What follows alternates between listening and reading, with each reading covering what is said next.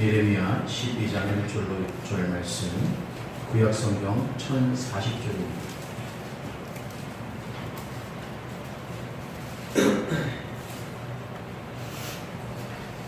다 찾으신 줄 알고 한 절씩 교독하겠습니다. 여호와여, 내가 주와 변론할 때에는 주께서 의로우시니이다. 그러나 내가 주께 질문하옵나니 악한 자의 길이 형통하며 반역한 자가 다 평안함은 무슨 까닭입니까? 주께서 부르신 이유로 그들이 우리가 보고 상상하여 그들을 그들의 주께 가까워하나 그들의 마음은 떠나라. 여호와여, 주께서 나를 아시고 나를 보시며 내 마음이 주를 향하여 어떠함을 감찰하시오니 양을 잡으려고 끊어낸 것 같이 그들을 끊어내시되 죽일 날을 위하여 그들을 구별하옵소서. 언제까지 이 땅에 슬퍼하며 온 지방의 재수가 나가리까. 짐승과 새들도 멸절하게 되었으니 이는 이 땅 주민이 약하여 스스로 바라기를 그가 우리의 낮은 길을 보지 못하리라 함이니라.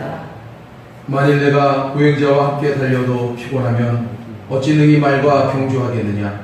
내가 평안한 땅에서는 무사하려니와 요단강 물이 넘칠 때에는 어찌하겠느냐?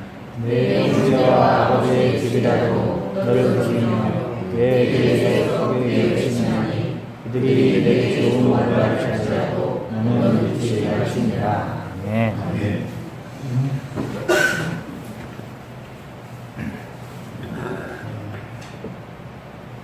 지난 한 주간 우리가 또 열심히 살아오셨으리라 합니다. 지난주에는 우리 교회가 또 1박 2일로 개척한 지 5년 만에 처음으로 이제 전교인 수련회를 다녀왔습니다만,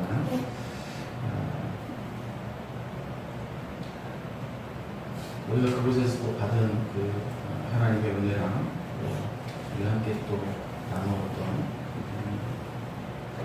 사랑들을 우리가 잃어버리지 마시고 계속해서 잘 간직해 가시기를 소망합니다. 오늘은 믿음으로 나아가자라는 그러한 제목으로 함께 은혜를 좀 나눠보려고 합니다. 여러분, 창세기 1장은 하나님이 세상을 창조하시는 순서를 아주 잘 나열하고 있는 것이죠. 근데 우리가 그 창세기 1장을 그냥 쭉 읽다 보면, 1장에서 2장 4절 내용을 쭉 읽다 보면, 하나님이 저런 순서들을 통해서 세상과 인간을 창조하셨구나, 그런 생각을 좀 할 수가 있게 되고요. 그런데 이런 어떤 생각들이 그냥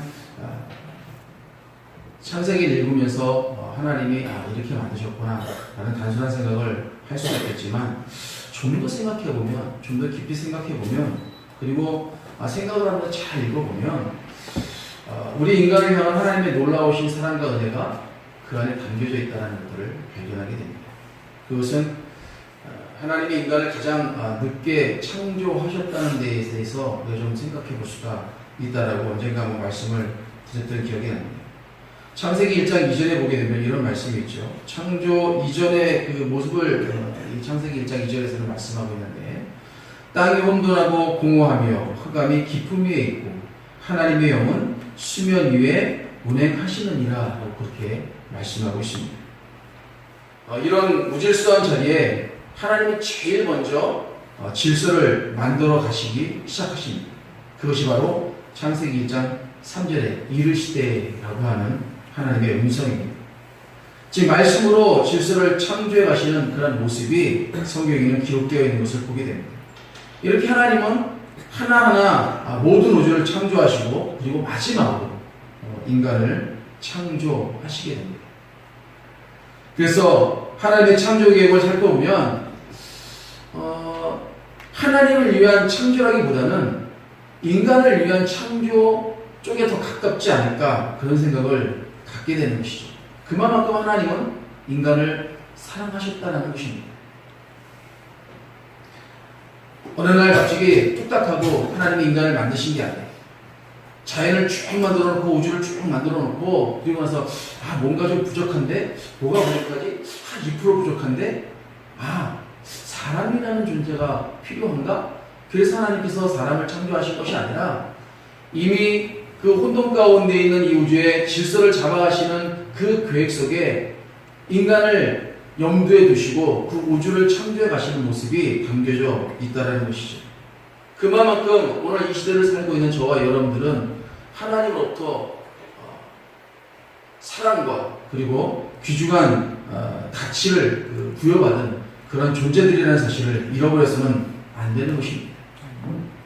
하지만 그런 인간이 결국 하나님의 명령을 배반하고 죄를 지어서 에덴에서 어떻게 됩니까? 쫓겨나고 말죠. 그런데 이 과정에서도 역시 인간을 사랑하시는 하나님을 만나게 되는 것을 보게 됩니다. 아담과 하와가 범죄한 이후에 자신이 벗은 모습을 보면서 너무 부끄러웠어요. 그래서 그 부끄러운 나머지 나뭇잎으로 자신들을 가리웠고 그것도 부족했는지 숲의 어두운 곳을 찾아서 그만 숨게 되었습니다. 그러나 하나님은 짐승을 죽여서 그 가죽으로 옷을 만들어 입히셨어요. 인간을 위해 하나님이 손수 짐승의 피를 흘리신 이 모습은 훗날 인간의 죄를 사하시기 위해서 기꺼이 십자가에 달려 피 흘리시는 예수님의 모습을 연상케 하는 대목입니다. 그리고 예수 그리스도라는 닳지도 않고 썩지도 않는 그 영생의 가죽옷을 하나님은 우리에게 입혀 주셨다는 것이죠. 이처럼 성경의 역사는 하나님이 인간을 위해 얼마나 헌신하시고 사랑하시는지를 우리에게 보여주고 있고, 그리고 무엇보다도 하나님의 사랑이 얼마나 큰지를 우리에게 말씀해주고 있음에도 불구하고 우리 인간의 역사는 계속해서 하나님께 불순종하고 죄를 깨닫기보다는 죄 위에 죄를 덧입는 그러한 무시로 가득 차게 되는 역사들을 계속해서 만들어가고 있었습니다. 오죽하면 에덴 동산에서 아담과 하와를 쫓아내실 때 손수 가죽옷을 해서 입히셨던 그 하나님께서 창세기 6장 13절에서 혈육 있는 모든 자를 땅과 함께 멸하시기로 작정하시는 모습이 드러나겠습니다. 그 이유 역시 혈육 있는 자의 포악함이 땅에 가득했기 때문이다라고 성경은 말씀하고 있습니다. 그래서 인류 최초의 무지막지한 홍수를 인류가 경험하게 되지 않습니다. 이쯤 되면 인류가 좀 정신을 차릴 만도 한데 창세기 11장에 보게 되면 하나님이 또 진노하셔서 인간들의 언어를 혼잡케 하시는 그런 장면이 등장하게 됩니다.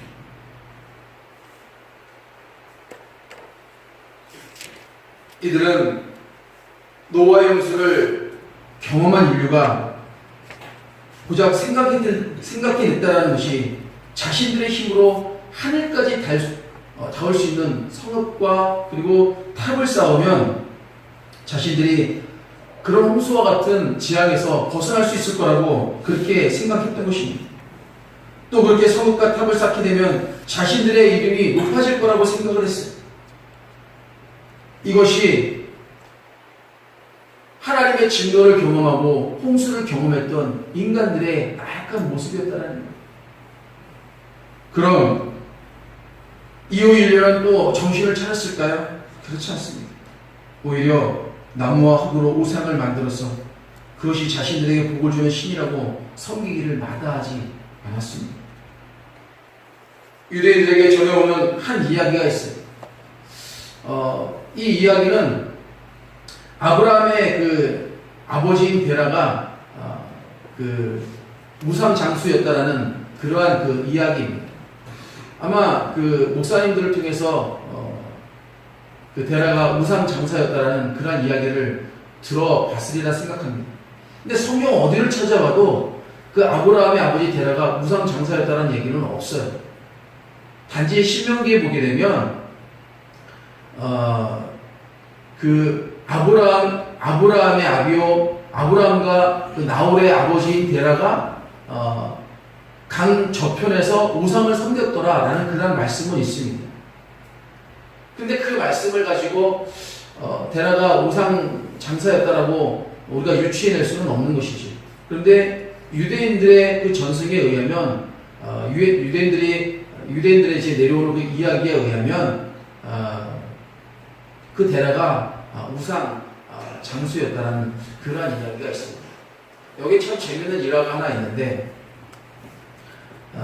하루는 이제 이 아브라함이 아버지인 데라가 그 흙으로 그 우상을 만드는 것을 극도로 싫어했다고 합니다. 그래서 하루는 아버지가 이제 우상을 만들다가 잠깐 자리를 비우게 됐어요. 그 틈을 타서 이제 아브라함이 그 아버지가 우상을 만들고 있는 그 방 안으로 들어가게 됩니다. 그리고 준비해온 몽둥이로 그 우상들을 다 깨부시기 시작하는 것이죠. 그리고 나서 그 몽둥이를 제일 큰 그 우상 손에다가 이렇게 쥐어주고 이제 나오게 되었어요. 이제 아버지가 돌아와서 그 작업장에 딱 들어가 보니까 이거는 뭐 한 번도 생각해 볼 수 없는 그런 난장판이 벌어졌던 거예요. 그래서 자기 아들이 자기가 우상장사가 되는 것을 극도로 싫어했다는 사실을 알았겠죠. 그래서 아브라함을 부르게 됩니다. 아브라함한테 야 이거 네가 이렇게 했지. 아니 어떻게 신을 이렇게 다 부술 수 있냐고 그렇게 막 야단을 치게 됩니다. 그때 이제 아브라함이 그 아버지 데라에게 이렇게 이야기를 하는 거죠. 아니 나는 그런 적 없다고. 나는 이 우상을 깨지 않았다고. 아버지 한번 보시라고. 지금 아버지가 만든 제일 큰 우상이 그 신의 손에 지금 그 몽둥이가 들려져 있지 않느냐고. 아마 저 신이 작은 그 신들이 좀 보기가 싫어서 다 이렇게 부순 것 같다고. 그렇게 이제 이야기를 하게 됩니다. 그러니까 이 아버지가 벌컥 화를 내면서 야 내가 흙을 가지고 내 손으로 만든 우상인데 어떻게 그 우상이 그 조각상이 어떻게 그런 일들을 할 수 있겠느냐고 그렇게 이제 반문을 하게 되니까 그 말을 들은 아브라함이 화를 버럭 내면서 그렇게 움직이지도 못하고 말도 못하고 아무것도 할 수 없는 그 우상을 왜 만들어서 파시냐고 그렇게 이야기했다라는 그러한 이야기가 그 유대인들 사이에 전해져 내려옵니다. 그러다 보니까 이런 어떤 역사적인 이야기를 하지 않고 그냥 그 아브라함의 아버지 데라가 우상 장사였다라는 그런 이야기를 하는 경우들이 있었죠. 하나님은 인간들이 범죄하더라도 긍휼하심으로 은혜를 베푸시고 또 인생들이 죄의 길에서 돌이켜서 온전히 용서를 구하기를 오늘도 기다리시고 계십니다. 하지만 인생들은 여전히 죄악에 의해서 돌이키지 않고 살아가는데 어찌 그들의 삶이 형통할 수 있습니까? 라고 그렇게 질문하고 있는 것이 오늘 본문의 내용인 것이죠. 마태복음 8장 20절에는 이렇게 예수님께서 말씀하십니다. 여우도 굴이 있고 공중에 새도 거처가 있는데 인자는 머리도 끝이 없다. 그렇게 말씀하셨습니다. 또 요한복음 3장 19절에서는 빛이 세상에 왔으되 사람들이 자기 행위가 악함으로 빛보다 어둠을 더 사랑한 것이라고 그렇게 말씀하고 있죠. 이 말씀을 읽다 보니까 아브라함이 왜 숨었는지를 짐작할 수가 있을 것 같아요. 노아의 홍수 이후에 많은 시간이 흘렀습니다. 그 시간 속에서 하나님은 계속해서 내가 너희의 하나님이야 라는 것들을 부르짖었는데도 불구하고 여전히 세상은 주님의 머리조차 둘 곳이 없는 곳으로 변질되고 말았습니다. 급기야 빛이 왔음에도 불구하고 어둠을 더 좋아하는 세상이 되어버렸다는 것이 성경의 말씀이고 우리 주님의 말씀인 것입니다. 오늘 본문은 예레미야가 자신의 고향인 이 아나도 사람들로부터 배척받은 후에 의기소침해가지고 왜 하나님께서는 현세에서 악인들이 득세하도록 섭리하시는지 그 이유를 알 수가 없습니다라고 그렇게 묻게 됩니다. 그리고 그 물음에 대한 하나님의 우회적인 대답이 기록되어 있는 것이 오늘 본문의 내용인 것이죠. 하나님께서는 직접적인 답변을 거부하시고 오히려 선지자에게 더 큰 고난이 닥칠 것에 대비해서 이제 신앙의 무장을 할 것을 권고하고 계십니다. 우리가 신앙생활하면서 한 가지 조심해야 될 것이 있습니다. 그게 뭐냐면 우리의 신앙이 납득이 아니라는 거예요. 즉 우리의 신앙이 이해로 만들어지는 것이 아니라는 겁니다. 우리의 신앙이 머리로 만들어지는 것이 아니라는 거예요. 우리의 신앙은 전적으로 하나님을 신뢰하고 의지하는 믿음으로 만들어진다는 사실을 여러분 기억하셔야 된다는 겁니다. 그래서 전에도 한번 말씀을 드렸지만 그 창조과학회가 하나님을 이해하고 성경을 이해하는데 많은 도움이 되는 것도 사실이지만, 그러나 한편으로는 그 창조과학회를 통해서 이해되어지지 못하고 또 밝혀지지 못하는 부분에 대해서는 믿으려고 하지 않는 부분들도 생겨날 수 있다는 데에 대해서 조금 우리가 우려해야 되고 조심해야 될 부분이 있다라고 언젠가 말씀을 드렸습니다. 믿음이라는 것은 머리가 가슴으로 느껴지는 것입니다. 그래서 오직 순종과 믿음으로 신앙은 유지되는 것을 하나님은 오늘 본문에서 우리에게 또 예레미야에게 말씀해주고 있다는 것이죠. 예레미야는 하나님께 질문합니다. 악한 자의 길이 형통하며 반역한 자가 다 평안함은 무슨 까닭입니까? 라고 말합니다. 고향 아나봇의 거짓 제사장들은 뿌리가 막히고 장성하여서 열매를 맺었거늘이라고 2절에서 그렇게 한탄합니다. 그런데 정작 하나님과 함께 온 자기 자신은 자기의 고향인 아나봇에서 박해를 받았다는 거예요. 도대체 이게 무슨 경우라는 겁니까? 특히 평안하고 쉼이 있어야 될 자신의 고향에서 받은 그 박해가 어쩌면 예레미야에게 너무도 컸던 그러한 상처가 아니었을까 생각해 볼 수가 있는 것이죠. 여러분, 시편 73편은 아삽의 시입니다. 근데 이 아삽의 시의 내용을 좀 읽어보면, 하나님, 그 예레미야가 왜 그런 마음을 가졌을까? 왜 그런 질문을 했을까를 우리가 좀 생각해 볼 수 있는, 그리고 이 예레미야의 마음을 조금 이해할 수 있는 그런 내용이 이 시편 73편입니다. 우리가 여기서 오늘 다 읽을 수는 없지만 간단하게 그 내용이 그 예레미야가 고민했던 것과 비슷하다는 거예요. 그래서 이 73편이 말하고 있는 내용도 성도들을 포함한 많은 사람들이 이 땅에서 불의한 사람들이 형통하게 되는 것을 보고 하나님의 존재를 의심할 때가 많을 것이라고 그렇게 지적하고 있다라는 것이죠. 그래서 그 73편을 보게 되면 이 예레미야가 왜 하나님에게 그런 질문을 했는지를 우리가 좀 생각해 볼 수가 있는 것입니다. 그러나 본문 2절에서 주께서 그들을 심으심으로 라는 그런 말씀처럼 악인들의 형통도 결국은 하나님의 뜻이라는 것들을 우리가 인정해야 된다는 겁니다. 물론 인정하기 쉽지 않을 것입니다. 근데 그럼에도 불구하고 성경을 보면 하나님께서 그 악인들에게도 같은 은혜 안에 살아갈 수 있게 했다는 것을 우리가 생각해 볼 수가 있는 것이지.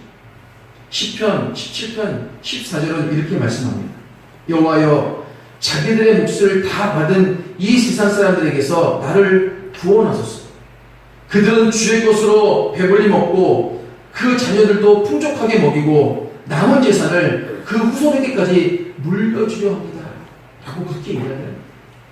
제가 읽어드린 것은 현대인의 성경을 읽어드린 거예요.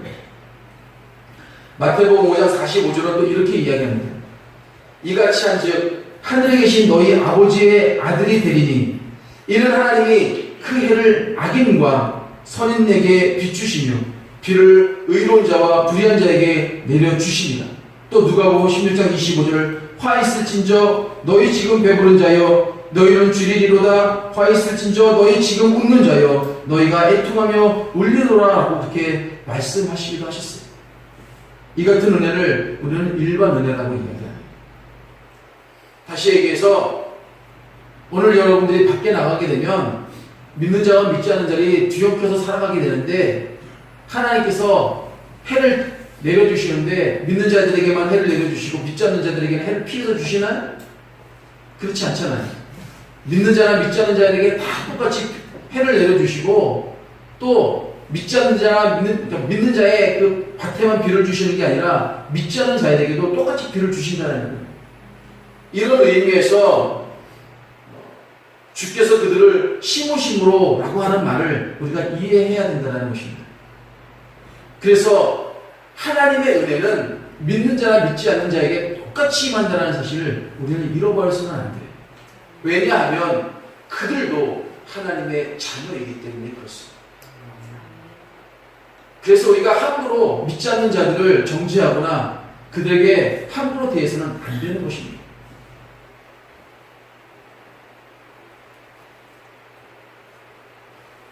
그러므로 우리 성도들은 비록 악인의 형통에 회의를 가질 것이 아니라 오히려 모든 이들을 공의로 대하시는 하나님의 자비하심을 새롭게 인식할 필요가 있는 것입니다. 이레미야는 또 질문합니다. 반역한 자가 다 형통하면 무슨 용고입니까? 라고 말입니다. 그렇게 질문한 까닭이 2절 중간에 보게 되면 그들의 입은 주께 가까우나 그의 마음은 하나님으로부터 멀리 떠난 자들이 형통하며 강성한 행복을 누리고 있기 때문이라고 그렇게 지적하고 있어요. 마음이 멀다라는 뜻은 형식만 갖추고 마음으로는 하나님과 진리를 사랑치 않는 위선된 종교심을 말하고 있는 것입니다. 즉 하나님을 자신의 이익의 수단으로만 생각한다는 것이죠. 실제로 어느 세계 어느 단체에도 위선자들이 오히려 진실한 자들보다 더 행복하고 또 많은 것들을 향유하며 살아가는 이들이 참 많이 있는 것을 보게 됩니다. 부끄러운 일이지만 오늘 한국교회 목회자들이나 성도들도 여기에서 절대 자유로울 수는 없습니다. 최근에 목회자의 성추행도 드러났죠. 캄보디아에서 목회하는 한국인 목사가 성매매로 인해서 현지에서 징역 14년형을 선고받았습니다. 이 일로 인해서 또 기독교를 혐오하는 많은 사람들의 입방아에 오르내리게 되었죠. 여러분, 이런 사람들이 유선된 종교심으로 하나님을 이익의 수단으로 사용하는 그러한 사람들입니다. 이런 일들이 터질 때마다 전도의 문은 점점 좁아져 들어가는 겁니다. 성실한 교회와 목회자와 성도들까지도 욕을 먹고 고개를 들 수 없는 그러한 세상이 되어버리고 많은 것이 오늘 우리가 살아가는 삶의 자리다. 특히 성도들 가운데는 교계 내에 이와 같은 사례들이 있을 때마다 과연 진리는 있는가라는 그런 탄식을 하게 됩니다. 또 자꾸자기하면서 어떤 이들은 교회를 떠나는 일도 있는 것을 보게 되죠. 그러나 그와 같은 모습마저도 오직 믿음으로 극복할 수밖에 없다는 것이 성경의 답인 것입니다. 신앙은, 특히 믿음은 민주주의나 합리주의 또는 고도로 발달한 윤리가 아니에요. 신앙은 이러한 것들을 당당히 추월하는 것이라고 성경은 우리에게 말씀하고 있는 것입니다. 하나님의 일하심을 모두 이해하고 납득하는 태도는 교만이죠. 어떻게 그럴 수 있습니까? 언제가 말씀을 드렸지만 어떤 학자는 말하기를 나는 성경이 믿어지지 않기 때문에 믿는다라고 그렇게 말을 했습니다. 저는 그 말에 전적으로 공감합니다. 우리가 하나님의 존재를 믿고 그리스도의 부활과 동행과 재림으로 인한 그런 심판을 믿는다면 하나님의 섭리적 모습도 능히 순종할 수 있어야 되는 것입니다. 거기에는 하나님의 어떤 뜻이 있을 거라는 그러한 기대를 우리는 오히려 가져야 되는 것이죠. 신앙하는 자들에게 믿음 안에서 모순이라는 것은 사실 그 어떤 것도 있을 수 없기 때문입니다. 예레미야는 계속해서 악인들의 패단을 하나님께 호소하는 그런 말씀을 나누고 있습니다. 언제까지 이 땅이 슬퍼하며 들의 모든 초목이 말라야 하겠습니까? 이 땅에 사는 사람이 악함으로 짐승과 새들도 전멸하게 되었습니다. 더구나 그들은 우리가 하는 일을 그는 보지 못한다라고 그렇게 말을 합니다. 악인들 때문에 이 바벨론을 통한 심판의 결과로 유대 땅과 또 자연계도 함께 황폐될 것을 내다보고 이제 안타까워하는 그런 예레미야의 모습이죠. 유다인들은 예레미야의 메시아를 듣기는커녕 그가 우리의 결과를 보지 못하리라 하고 그렇게 사리를 가지고 자신들보다 예레미야가 먼저 죽을 것이라고 교만한 마음을 품게 되었어요. 이는 마치 훗날 유대 종교자들이 그리스도를 십자가에 처형하는 것과 같은 그러한 범죄라고 할 수 있을 것 같습니다. 이와 같이 인생들의 완악함 때문에 모든 자연까지도 고통과 재앙을 겪게 되고 또 앞에서 황폐하게 될 것을 성경은 증언하고 있는 것입니다. 이 역시 아담이 범죄한 이후에 그 땅이 함께 아담과 저주 받았다는 사실을 성경의 역사는 증언하고 있음에도 말입니다. 이처럼 악은 자신뿐 아니라 그 주변에게까지 해를 끼치게 되는 것이죠. 특히 성도들은 악의 세력으로 인한 선의의 피해가 더 심해질 거라고 성경은 우리에게 말씀해주고 있습니다. 그러므로 우리들도 악인들의 편안 때문에 우리가 아프고 사랑하는 것들이 해를 입거나 또는 입었다 할지라도 분노하거나 실망하거나 좌절할 것이 아니라는 것입니다. 우리의 성경은 마태복음 5장 44절에서 이렇게 말씀하시죠. 나는 너희에게 이르노니 너희 원수를 사랑하며 너희를 박해하는 자를 위하여 기도하라 라고 말합니다. 더군다나 하나님을 원망하거나 그분의 선하심을 의심하고 곱게 해서는 더더욱 안 되는 것입니다. 우리가 분깃으로 얻을 천국은 이 땅에서 폐역한 자들이 누리는 그 어떠한 안락함과 형통함에 비길 것이 아니기 때문이라는 사실을 여러분 잊지 마십시오. 이런 예레미야의 질문에 우리 주님은 오직 믿음으로만 인내하라고 말씀하십니다. 하나님은 오존에서 내가 보행자와 함께 달려도 피곤하면 어찌 능히 말과 경주하겠느냐라고 그렇게 경고하셨어요. 이 말씀이 뭐냐면 앞으로는 이거보다 더 큰 문제가 있을 거라는 거예요. 앞으로 바벨론의 군대가 그 강력한 바벨론의 군대가 혹시 너희들을 치려고 달려들게 될 텐데 그때는 어떻게 하겠느냐라는 거예요. 이제 겨우 보행자와 달리는 것도 피곤해서 힘들어하고 지쳐하고 그것으로 인하여서 질문하고 그것으로 인하여서 분노하고 있는 그 모습을 그런 모습으로 어떻게 앞으로 말과 경주할 수 있겠느냐. 어떻게 더 큰 시험이 닥쳤을 때 그것들을 이겨낼 수 있겠느냐라고 하나님은 말씀하고 있는 것이죠.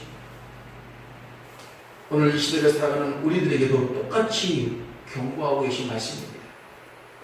선지자의 질문이나 우리가 하나님께 기도할 때 대부분의 경우 우리는 무의식적으로 이런 것들을 요구합니다. 1+1은 2라는 공식의 답을 원하죠. 즉 논리적인 답을 원합니다. 그러나 많은 경우 우리 주님의 답은 논리적인 답이 아니라 믿음의 순종을 원하십니다. 경우에 따라서는 그냥 살다가 와 라고 하는 것이 답일 수도 있습니다. 여러분 크게 이해가 되십니까?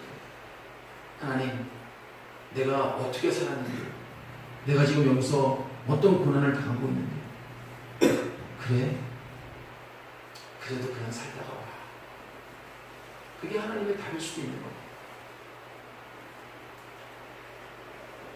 그러므로 성도는 세상의 모순과 나의 고난에 대해서 이유를 밝혀달라고 하기보다는 그것을 극복할 수 있는 믿음을 달라고 우리가 기도할 수 있는 지혜가 있어야 되는 것입니다. 어떤 분이 그렇게 기도했다고 그래요. 내가 감당할 만한 일을 만나게 하시지 마시고 내가 어떠한 일을 만나더라도 그 일을 감당할 만한 믿음과 능력을 달라고 그렇게 기도했다고 합니다. 지혜로운 기도인 것 같아요. 우리는 우리 자신들을 바라보면서 내가 감당할 만한 것들만 요구할 때가 참 많이 있죠. 그런데 내가 하나님의 사람이라면 전지전능하신 하나님이 나와 함께하는 그런 존재라면 내가 어떤 상황이 있더라도 못할 것이 없다는 것이 우리의 믿음이어야 된다는 것입니다. 그래서 내가 감당할 것만을 위해서 기도하는 것이 아니라 내가 어떠한 일을 만나더라도 어떠한 상황에 처해 있더라도 하나님 그것들을 감당할 만한 믿음과 능력을 내게 달라고 기도할 수 있는 그런 지혜로운 꿈이 행복한 교회 성도들이 되시기를 주님의 이름으로 소망합니다. 네. 마지막으로 하나님께서는 우리에게 장래를 위하여 고난을 감수할 것을 권하십니다. 하나님께서는 에레미야가 동네 사람들뿐만 아니라 장래 형제와 친척들에게도 멸시를 당하게 될 것이라고 경고하시고 계십니다. 그와 같은 역경을 극복하려면 현재의 고난은 훈련과 같은 것이라는 거예요. 베드로전서 1장 6절로 7절에는 이런 말씀이 있습니다. 그러므로 너희가 이제 여러 가지 시험으로 말미암아 잠깐 근심하게 되지 않을 수 없으나 오히려 크게 기뻐하는도다. 너희 믿음의 확실함은 불로 연단하여도 없어질 금보다 더 귀하여 예수 그리스도께서 나타나실 때에 칭찬과 영광과 존귀를 얻게 할 것이니라 라고 말합니다. 주님이 이 땅에 재림하시는 그날 우리가 견디왔던 그리고 그래서 승리했던 그 삶이 결국은 칭찬받고 또 영광과 존귀로 보답을 받게 된다는 사실입니다. 성도의 앞길에는 인간의 논리로는 도저히 설명할 수 없는 많은 일들이 기다리고 있음을 우리는 각오해야 되죠. 그러므로 우리가 현재의 고난도 믿음으로 극복해야만 앞으로 만날 수많은 어려움과 힘든 일들을 극복하고 또 영광의 나라로 들어갈 수 있는 강건한 성도가 될 수 있다는 것입니다. 사도행전 14장 22절에 이렇게 이야기합니다. 제자들의 마음을 굳게 하여 이 믿음에 머물러 있으라 권하고 또 우리가 하나님의 나라에 들어가려면 많은 환난을 겪어야 할 것이라 라고 말합니다. 또한 마태복음 11장 12절에서 세례 요한의 때부터 지금까지 천국은 침노를 당하나니 침노하는 자는 꾀하느니라 라고 그렇게 말씀하셨어요. 천국은 그냥 우리에게 그저 그렇게 주어지는 것이 아니라는 것입니다. 하나님을 믿는 믿음 안에서 천국으로의 길로 나가는 성도의 길을 막고 방해하고 넘어뜨리는 세력들이 이 땅에는 너무도 많은데 그 세상의 악한 유혹들과 투쟁하고 영적 싸움을 통해서 소유해야 되는 것이 천국이라고 성경은 말씀하고 있는 거예요. 내가 이제 하나님을 믿었으니까 이제 이것으로 끝나는 거지? 됐지? 그냥 뭐 대충 살면 되겠지? 아니라는 거예요. 여러분, 예수 그리스도를 믿는 것도 기적이지만 그 믿음을 지켜나가서는 더 큰 기적이라는 거예요. 여러분 생각해 보세요. 세상이 얼마나 악합니까? 얼마나 의리의리합니까? 얼마나 우리가 빠져들 일들이 많이 있습니까? 그런데 그 유혹과 그 죄악 속에서 투쟁하고 영적으로 싸우는 그 믿음의 삶이 그래서 우리가 천국을 소유할 수 있다는 거예요. 그러므로 세상의 모든 현상들을 영적인 믿음의 눈으로 보고 인내하며 하나님의 이름으로 당하는 그 고난에 기쁨으로 나아갈 수 있는 저와 여러분들이 되시기를 주님의 이름으로 소망합니다. 기도하시겠습니다.